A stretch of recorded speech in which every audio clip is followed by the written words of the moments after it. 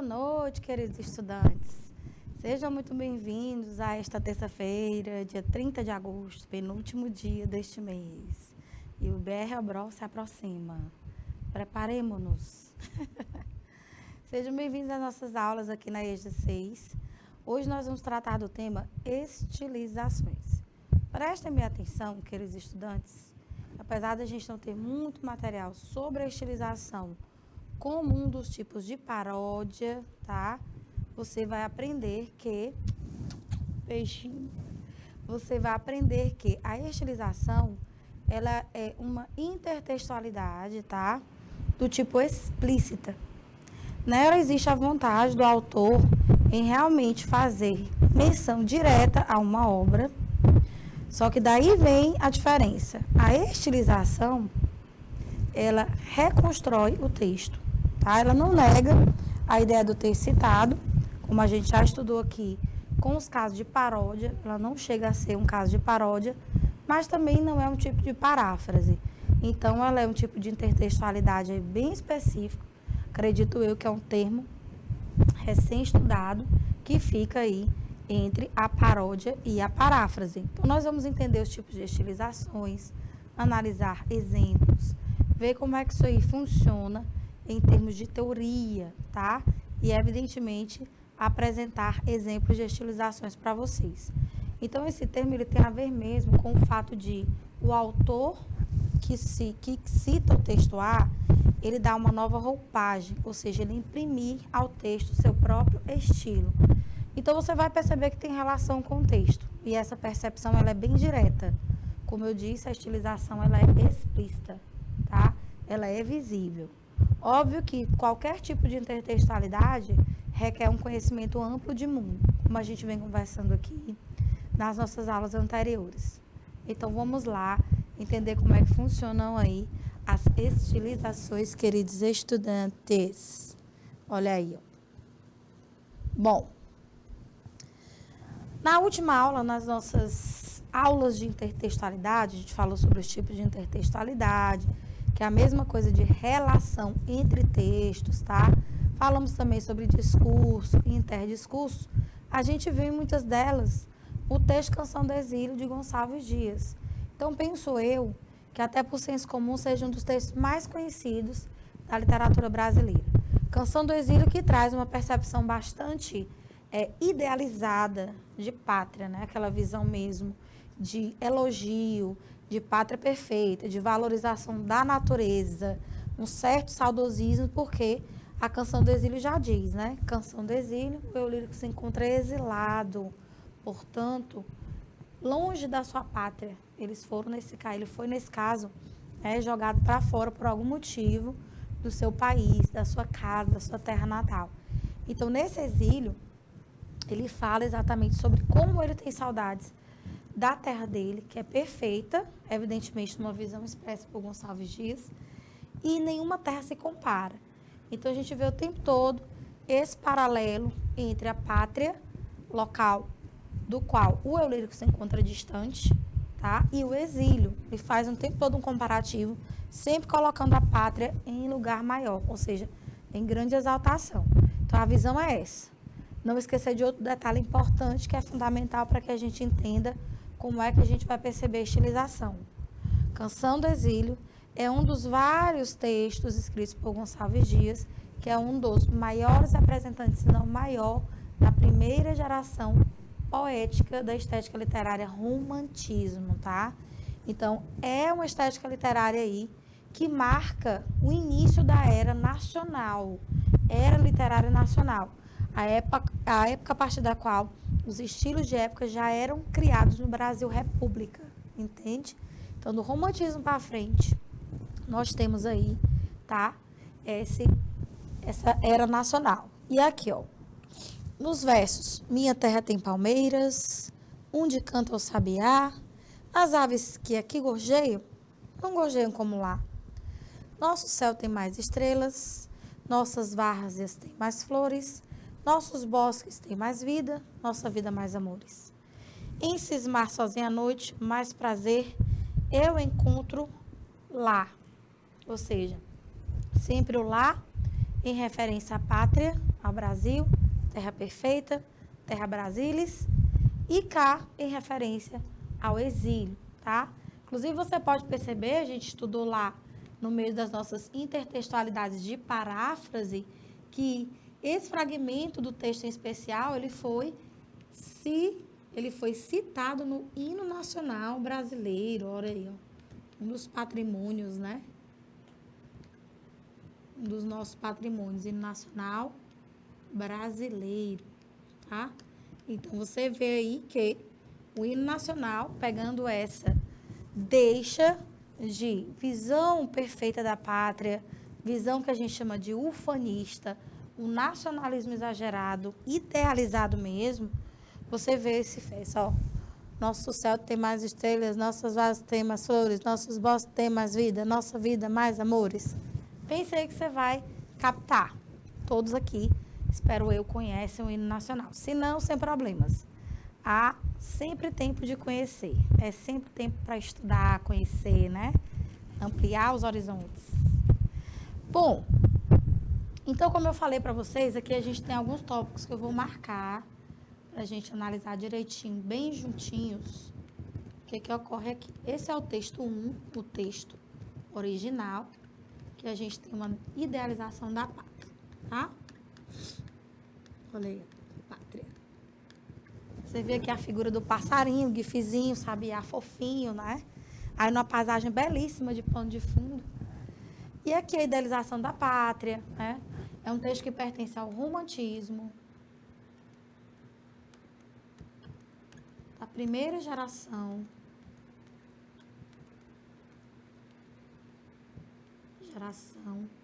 conhecida como saudosista,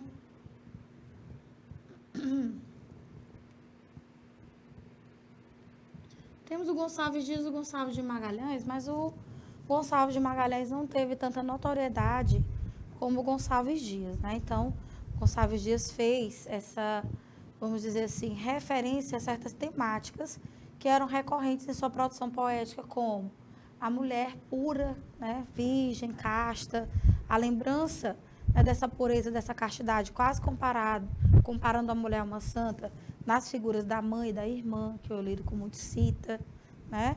Então, você tem essa visão, tá, de idealização da mulher, idealização da pátria, idealização da natureza, exatamente porque o romantismo buscou estabelecer aí uma identidade para o Brasil. Enquanto que havia os cavaleiros da Távola Redonda, né, nas histórias da época medieval, o Brasil não tinha essa cultura, evidentemente, né? Portugal, Espanha, Inglaterra, outros países tinham isso. Mas o Brasil não. O Brasil era uma pátria recém-criada. E aí, o que a gente vai valorizar? O que a gente vai utilizar para reforçar esse amor à nossa pátria, esse orgulho de sermos brasileiros? Aí, o Gonçalves Dias trouxe toda essa concepção, né, de valorização da natureza. Nenhuma natureza mais bela do que a natureza no Brasil. E eu acredito, concordo com ele, o Brasil é, de certo, um dos países de natureza mais extensa, mais vasta, mais bela e dos mais diferentes tipos, né? Você encontra no Brasil, né, várias temperaturas. Você tem do calorão aqui, nas regiões do Nordeste, especialmente Teresina. Você tem regiões extremamente frias, como a Serra Gaúcha, né?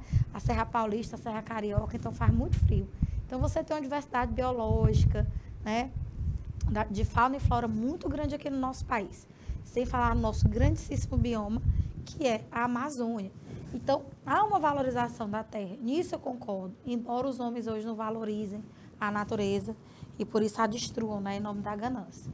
Então, a gente tem aqui a primeira geração do romantismo, chamada de saudosista, porque a gente vê um eu lírico que tem um tempo todo de saudade da infância, tá bom?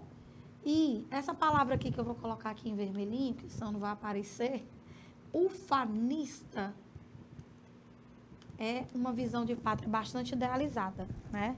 Idealizada, até cega. Tá bom? Então, a gente tem essa percepção aqui, queridos estudantes, no romantismo da primeira geração. Agora, veja aí, essa canção do exílio, em um livro chamado Terra Papagalion, nesse termo latino, né? Papagaio, dos papagaios. e com o mesmo título da Canção do Exílio original. Então, aqui você tem o texto original. Estou apresentando logo a prática para depois vocês verem a teoria. Acho que é mais... Com certeza eu entendi melhor assim. Espero que vocês entendam, mas também se entender é só perguntar, tá? Texto original, o texto 1. Vamos colocar assim, T1, beleza? E aqui o texto 2, que é uma recriação. Olha um detalhe interessante, gente. O tempo é muito importante nessas relações intertextuais. Sempre o texto citado é um texto que precede o texto que vai, nesse caso, tomá-lo como inspiração. O que eu estou dizendo em outras palavras? Texto 1 é sempre um texto anterior, sempre um texto mais velho, mesmo que seja por minutos, por segundos, do texto 2, que vai tomá-lo como base, entendeu? Então, as relações intertextuais ocorrem aí. Vamos ver como é que o Giacomo Ruiz escreveu a sua Canção do Exílio. Olha só, esta terra tem palmeiras, onde canto sabiá. As aves que aqui gorjeiam não existem em Portugal. Bom, no mínimo exótica, essa interpretação aí do Giacomo Ruiz. Eu vi aqui uma coisinha bem interessante no quarto verso dessa estrofe. Ele fala em Portugal. Como alguém, por exemplo, que mora no interior do Brasil, quem está acompanhando a novela Pantanal está entendendo bem aí essa pronúncia, né? Muita gente do interior, em muitas partes, fala, por exemplo, Pantanar, Portugal, ou quintal, meu quintal, meu quintar, o meu quintar. E não pronuncia o L, né? Não pronuncia a letra L, que na verdade é o fonema semivocálico U. Então, olha só, não existe em Portugal. Então, por que será que ele fez essa reinvenção, né? Fazendo um paralelo aí entre Portugal e esta terra. Veja que ele não diz minha terra. Esta terra tem palmeiras, né? Basicamente, ele mantém isso aqui.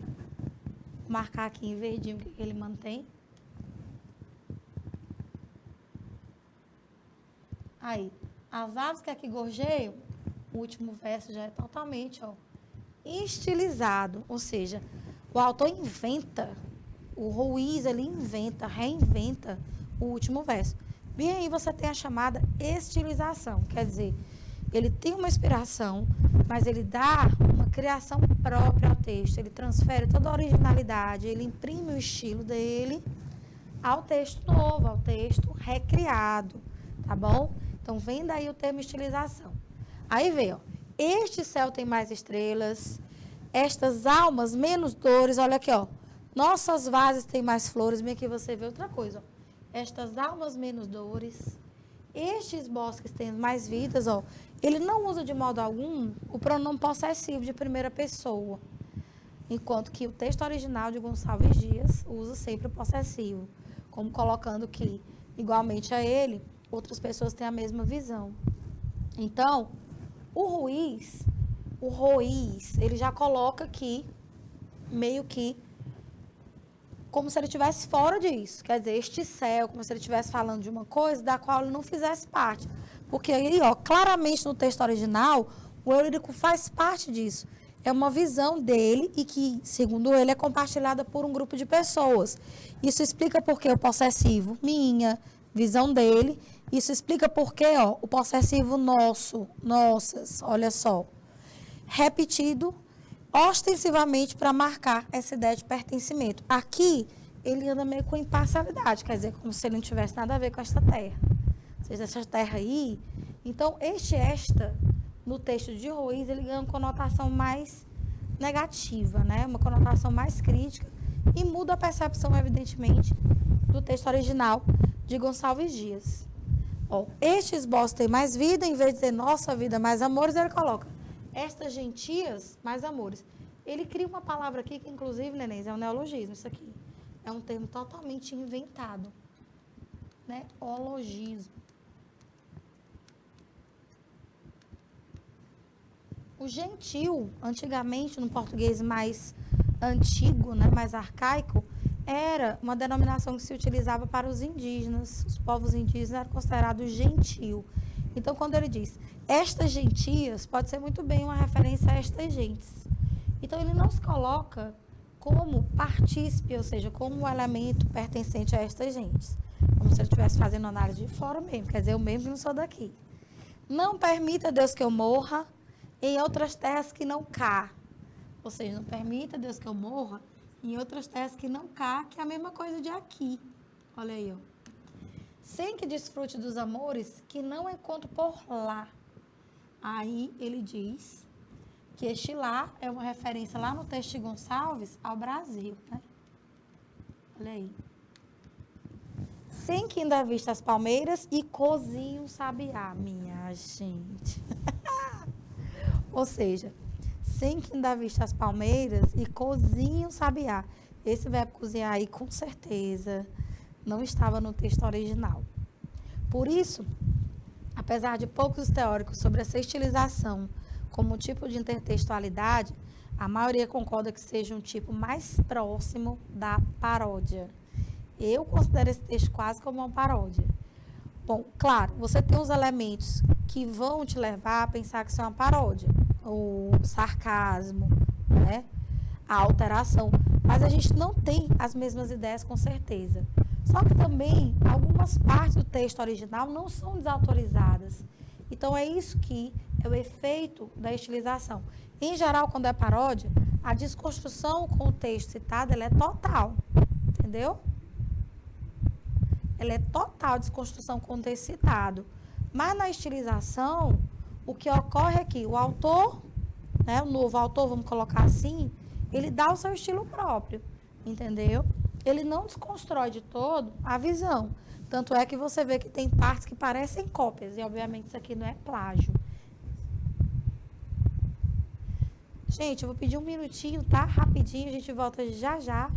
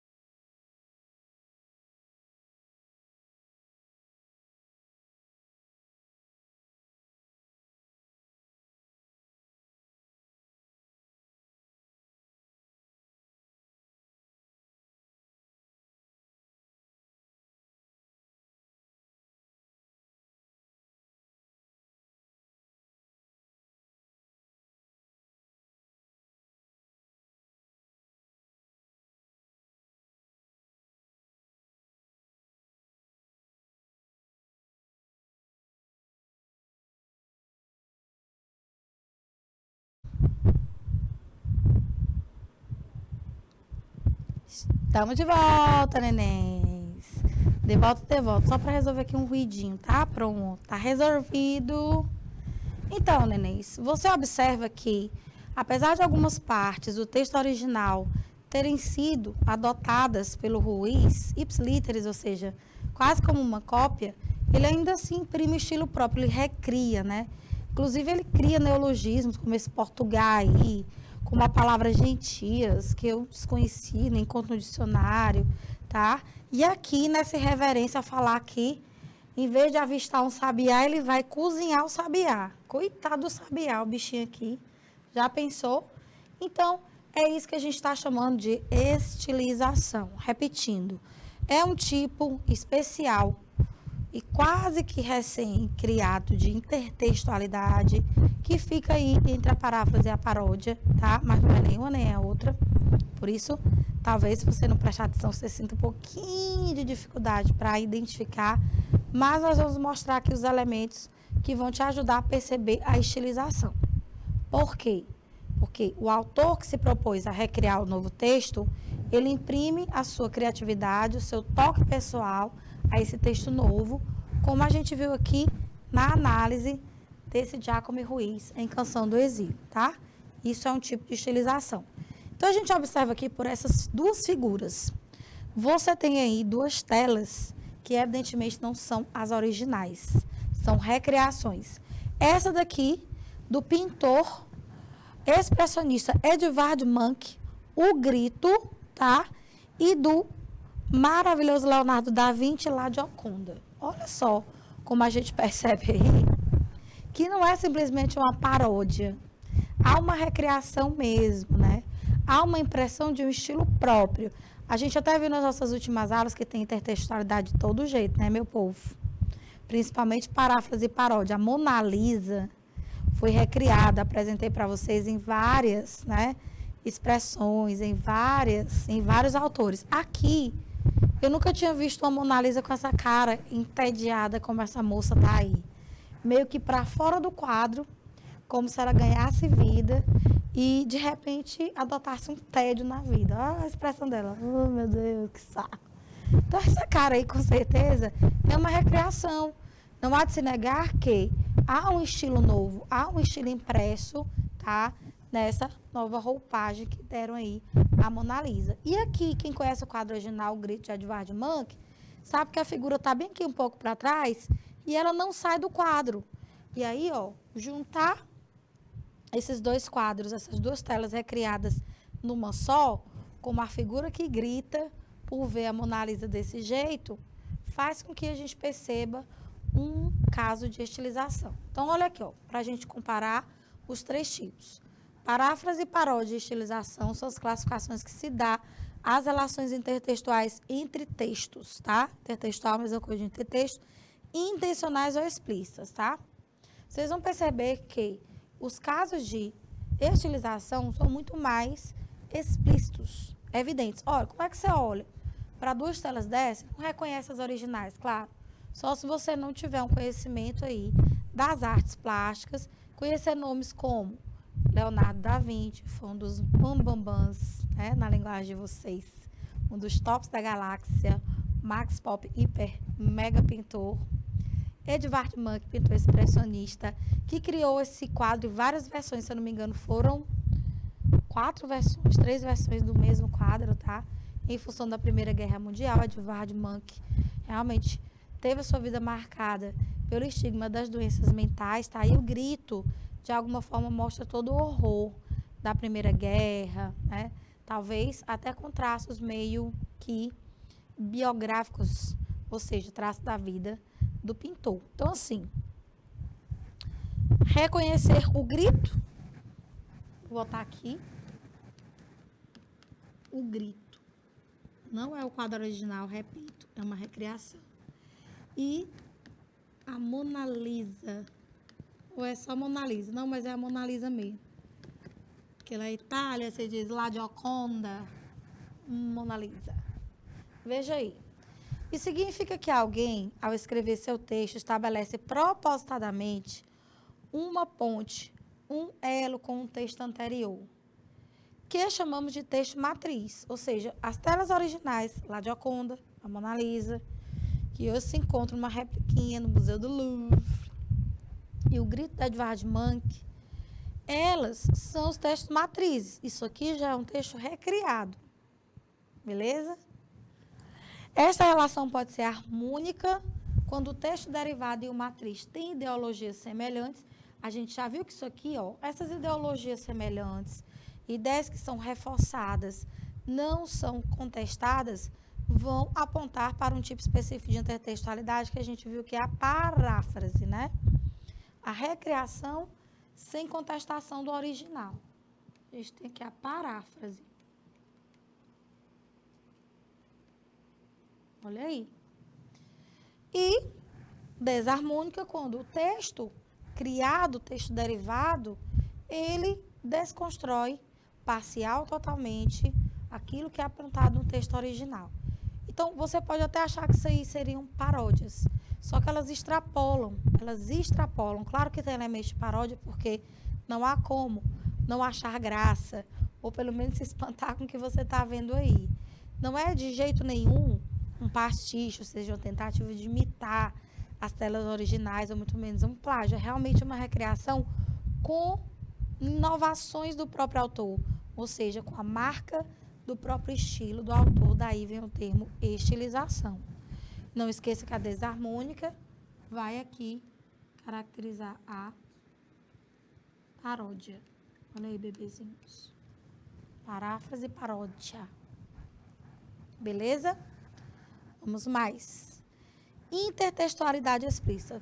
Trouxe para vocês aqui, mais evidentemente, o que é que vai marcar a intertextualidade explícita, que é o tipo de intertextualidade que a gente vai avistar nas estilizações, tá? Olha aí. É clara e fácil de ser identificada pelo leitor. Claro, gente. Eu falo claro e fácil, mas é necessário que você tenha aquela bagagem de que eu venho falando aqui faz tempo, para que a gente perceba essa intertextualidade ou relação entre textos. É necessário que a gente tenha um conhecimento de maneira tal que nós consigamos perceber num texto novo a relação com o já existente, com o pré-existente. Isso é possível com muito conhecimento, ou pelo menos com um conhecimento razoável. Então, por exemplo, se você não conhecer as telas de que falei originais, o Grito de Edvard Munch e a Mona Lisa de Leonardo da Vinci, você não vai perceber que essas telas não são as originais, que elas são recriações. Portanto, aí, sem sombra de dúvidas, há um diálogo intertextual. Aqui verifica-se a intertextualidade. Digo e repito, sem conhecer os textos originais, você não vai enxergar a relação entre textos. Então, demanda de fato conhecimento de mundo.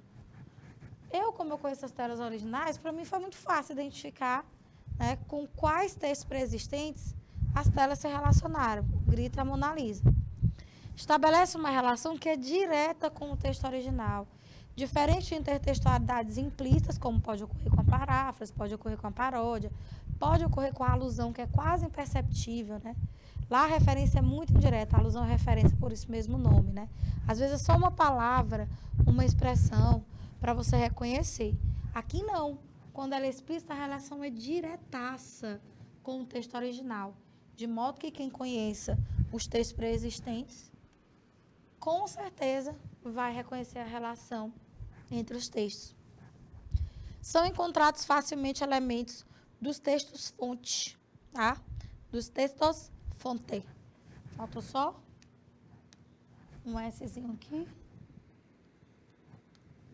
E a palavra fonte pode deixar no singular. Ou seja, nós encontramos facilmente elementos dos textos fonte. Que elementos dos textos fontes? Textos fontes ou textos fonte? Ah, mas dá quase um trava-língua. Você encontra aqui, ó, a tela, o enquadramento. As obras originais têm esse enquadramento aqui, ó. As cores, basicamente, da tela original de O Grito, tá? Peço até desculpa por não ter colocado aqui para vocês compararem. Mas as cores originais, elas estão lá. Esse laranja aqui, em tons de vermelho alaranjado, um amarelo mais claro, esses tons de azul. E essa figura que salta aos olhos aqui, tá? Quase que ao centro da tela, são realmente mantidos. Mas as mãos no rosto estão lá. Só que esses olhos esbugalhados assim, eles... Essa bolinha... Mas quem chama essa bolinha mesmo? Esqueci o nome. Aqui, ó. A peteca. Não aparece lá. É um indivíduo quase que um extraterrestre. Então, aparece assim os olhos bem arregalados, brancos, né? Com as mãos no rosto e uma expressão de grito. Algo assim, ó. Pronto. Parece que é um bicho de filme de terror, né? Não aparece a língua, não aparece o desenho do lábio, sabe? Parece um fantasma. Desse que a gente vê em filmes. E a Mona Lisa, né, mantém alguns traços com o original. O pano de fundo tá aqui, né, com essa paisagem meio que bem antiga, tá? O vestido, que é meio caído.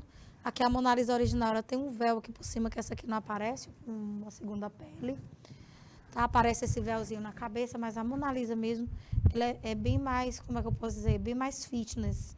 Essa Mona Lisa está ressonçuda, andou comendo bastante pão com queijo e mortadela. Olha aí. Então, você já vê a recriação por isso, né? O toque especial, vamos dizer assim, daquele autor que se propôs a reconstruir um novo texto nas estilizações. São encontrados facilmente, portanto, elementos do texto-fonte. Não é necessário esforço ou dedução do leitor, claro, quando se tem um conhecimento prévio. Não existe conhecimento prévio do contexto. Aqui eu já discordo, né? Apesar de muitos autores trazerem na intertextualidade explícita essa ideia do não conhecimento do texto prévio, eu acho necessário, porque senão como é que você vai comparar, entendeu? Como é que você vai saber, sem conhecer o texto prévio, que o texto B está citando o A, está se referindo ao A, está dialogando com o A, né? Enfim, né? Estilizações. Olha aí, vem um conceito. Desse texto original aqui, um conto, gente, maravilhoso, que se eu fosse vocês, eu li. Esse conto pode ser resumido na seguinte premissa. Até o mal tem os seus, né? Até a pessoa ruim tem os seus. Quer dizer, o ruim não é de todo bom. Quer dizer, o ruim não é de todo ruim. Ele consegue ser bom para algumas pessoas. E o bom, em geral, em algumas situações vai ser ruim. Quer dizer, não podemos levar as coisas a ferro e fogo. Esse conto maravilhoso que eu super recomendo fala disso. Igreja do Diabo, um dos contos maravilhosos, dos vários que ele tem, né? Cartomante, Nos Braços, O Enfermeiro, top demais. Esse conto é perfeito. Leiam. Depois vocês conversam comigo para dizer o que é que acharam. Bom, tem vários tipos, né? Várias relações intertextuais que podem aí dialogar com esse texto machadiano maravilhoso. Tem várias paródias, paráfrases do texto clássico, de obras clássicas, né? Clássicos romances que ele escreveu, como Dom Casmurro, Memórias Póstumas de Brás Cubas, romances realistas, sabe? Raiz. Então, assim, as estilizações, por exemplo, é um caso de um cordel interessantíssimo, que eu pelejei para achar, nem no domínio público eu achei, era um cordel que trazia esse conto como base, como texto base. Eu queria ver esse novo estilo, essa nova criação. Onde está o novo estilo? Primeiro pelo gênero, né? Cordel, que é um gênero de origem popular. Depois pela linguagem, que é completamente distinta, né? O texto machadiano, a gente tem um português bem mais formal, né? Você vê que o registro é culto mesmo, bastante padrão, né? Bastante apregoado aí das regras gramaticais. E no cordel você não vai ver nada disso. Então eu queria ver essa nova roupagem, essa nova linguagem desse conto A Igreja do Diabo. Então, com certeza, nós vamos ter um tipo especial de intertextualidade nas estilizações em que há uma concordância, ó, em partes, com o texto original. Tá aqui o nosso marca-texto. Uma concordância com o texto original, porém, ó, se dá em linhas mais gerais. Ou seja, a ideia fica bem mais vaga na estilização. Ela não é, vamos dizer assim, defendida em detalhes, como a gente vê de fato na paráfrase, tá? No campo das ideias. No entanto, a forma de expressão dessas ideias é tão particularizada, olha aí, que gera um estilo próprio. Ou seja, esse estilo próprio, essa pitada que o novo autor dá, né, para recriar algo dele, algo bem próprio dele, algo bem diferente mesmo original, é o que a gente chama de estilização. Então, você percebe traços do texto citado. Por isso que a gente diz que essa referência é mais geral. Mas, no fundo, você vai ver algo novo, algo recriado. É isso que nós chamamos de estilização. Perceba que, no caso da paráfrase, para a gente diferenciar, não há uma renovação. Na paráfrase não há renovação. Na paródia há desconstrução. Você pode encontrar sutilmente, tá, traços de paródia e paráfrase nas estilizações. Mas você nem vai ver a reafirmação total, nem vai ver a negação total. Eu, particularmente, vejo a estilização como que quase que uma junção mais geral dos dois principais tipos de intertextualidade, a paráfrase e a paródia. Tá bom? Então, você vai ter aqui um estilo que é próprio, tá?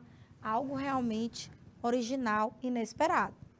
Quando há estilização, não há mais discordância, e sim, ao contrário, concordância dos dois planos, o do estilizando e o do estilizado, que aparece através deste. Finalmente, da estilização à paródia, ó, não há mais que um passo, quer dizer, ele é muito próximo da paródia, mas também não é uma paródia. E pela, vamos dizer assim, reafirmação geral do texto citado, ela também se aproxima da paráfrase. Então, veja aí, ó. Quando a estilização tem uma motivação cômica ou é fortemente marcada, se converte em paródia. Olha aí, ó. Tá vendo? Ou seja, ela pode se converter em paródia no sentido de que ela vai desconstruir total a ideia do texto citado. Se essa desconstrução não é total, é parcial, você tem a estilização, tá certo? Estão ligados aí? Boa noite, meu povo lindo que está aqui conosco pelo chat do YouTube. Vamos mais. A estilização não quer a ruptura, mas a confirmação, pois ela aquece, ou seja, ela vai trazer valores, confirmação da obra trabalhada. O efeito já não é o mesmo. De qualquer modo, é importante observar que a estilização e a paródia estão na mesma linha de diálogo, mudando em gradação. Ou seja, a estilização é uma paródia mais fraquinha, que dá aquela valorizada no texto citado, dá aquela reafirmada, mas também não vai no todo. Em outras partes, você já pode perceber uma certa contestação, um certo deboche. Então, é justamente a percepção dessas duas características que vai mostrar para a gente um estilo novo. Eu mostrei para vocês lá no texto do Giacomo Ruiz, tá? Ele fala lá, sei lá, em fritar o passarinho, fritar o sabiá. Jesus! Então, você não esperava isso, né? E em outras partes do texto, ele fala, essa terra tem palmeiras, né? Meio que afirmando a ideia do texto original da existência de uma natureza vasta. Veja bem, ó, na paródia, a gente vai ter um comparativo agora. Na paródia, mostra-se maior do que a do original. A voz do autor na paródia é mais forte. Bom, como a paródia contesta, como vocês viram, a voz do texto original, ele é muito mais forte, produzindo um efeito de quase apagamento do original, por causa da tentativa de desconstruir totalmente, polemizar mesmo com a ideia original, tá? Do texto citado. Então, ele fica imobilizado e superado pela paródia. Na estilização, isso não ocorre, dado que as vozes têm o mesmo peso, equivalem-se, o original permanece forte. A estilização lhe dá mais autoridade e notoriedade. Quer dizer, dizem que quanto mais intertextualidades dessa natureza, nem que desconstrói total, mas também que não afirma totalmente, mais próximo das estilizações chamadas, tá? Então, por isso que eu apresentei o texto do Ruiz, que eu achei que foi, assim, maravilhoso nessa perspectiva. Um abraço para Irá, ô Irá, um beijo para tu, menina. Olha aí.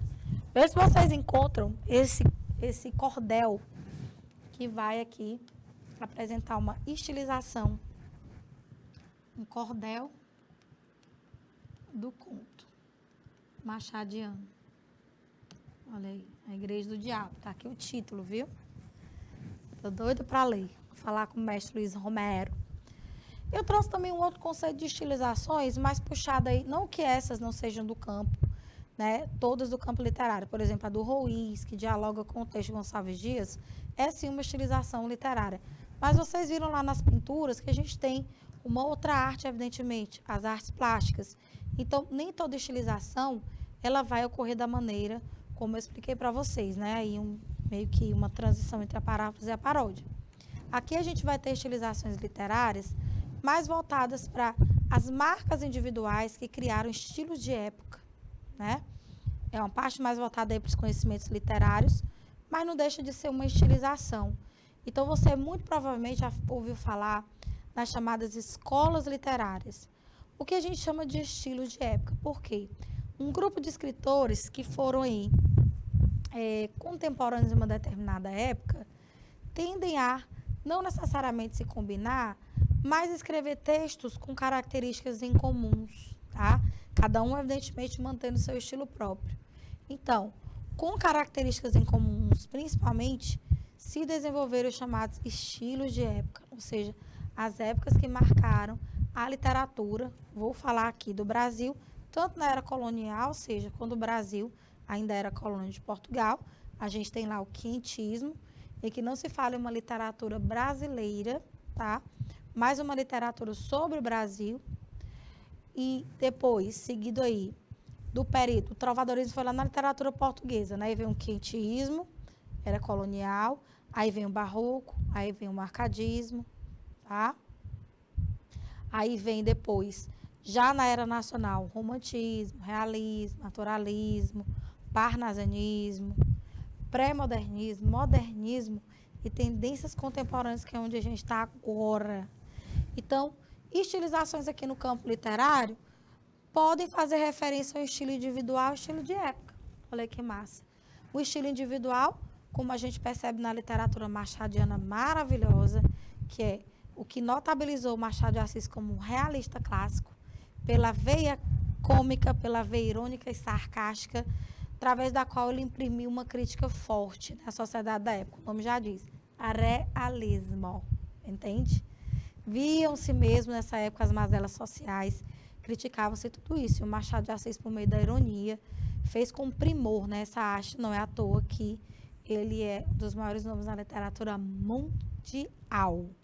Mas daqui a pouco, nenéns, no nosso segundo momento, a gente vai continuar falando aí das estilizações, puxando agora para o conceito de estilização dentro da literatura e para o estilo próprio, que é, como eu expliquei, o estilo que cada autor tem dentro de sua obra, de sua produção poética, de sua produção em prosa, né? Marcando aí o estilo individual, que a gente gosta de chamar uma palavra bonita, nenéns, para vocês, idiosincrático, ou seja, o que é próprio de cada autor. Então, vamos lá, um golinho de café, já já a gente volta. Cheiros!